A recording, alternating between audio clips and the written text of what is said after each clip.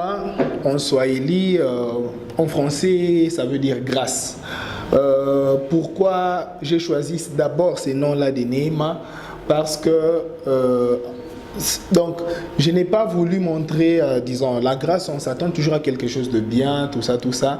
Et c'est le nom aussi d'un enfant, Neema, qui est tout à fait ordinaire, mais curieusement, il a rencontré un accident. Ça, c'est quelque chose qu'on n'a pas vécu. Un peu comme mon ami Jackson a dit, le futur, c'est pas seulement après d'énormes années, ça peut être aussi à présent ou un peu quelques secondes après.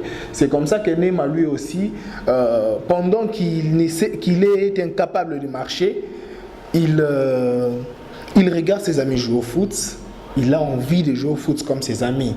Alors la seule chose qu'il peut se faire, c'est d'abord s'imaginer. Mais le fait de s'imaginer, le fait de vouloir se réintégrer, le fait de vouloir attirer l'attention, le fait de vouloir interagir avec les autres et d'échouer de les faire, l'a rendu en colère contre lui-même, contre son état, contre le futur, contre tout ce qu'il voit. Il a une forte volonté de vouloir aussi faire jouer au football comme les autres.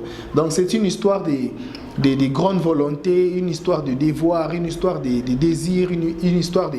Donc c'est plusieurs personnes ici se sont retrouvées une fois dans cette situation d'incapacité, parce que le fait de ne pas être en mesure de marcher, c'est aussi comme tout un chacun de nous s'est retrouvé un jour incapable de faire quelque chose, pendant que les autres arrivent à évoluer, pendant que les autres arrivent à faire des choses, mais lui, il ne sait pas évoluer, il ne sait pas faire des choses.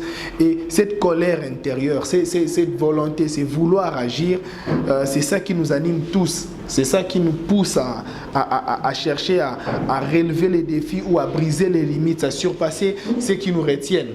Donc, pour ne pas aller loin, c'est vraiment ça qu'on sent dans Neema, cette volonté de réussir, de marcher à nouveau, de jouer au football comme les autres. Merci. Oui, et je voulais signaler que c'est un film que j'ai fait avec téléphone. Je l'ai fait avec téléphone parce qu'on sait que le festival Kidogo Kidoko, ce n'est pas seulement pour ceux-là qui manipulent la caméra. J'ai voulu aussi montrer qu'avec un téléphone, on peut aussi raconter sa petite histoire, faire un petit montage et aussi toucher la sensibilité des gens juste avec un téléphone.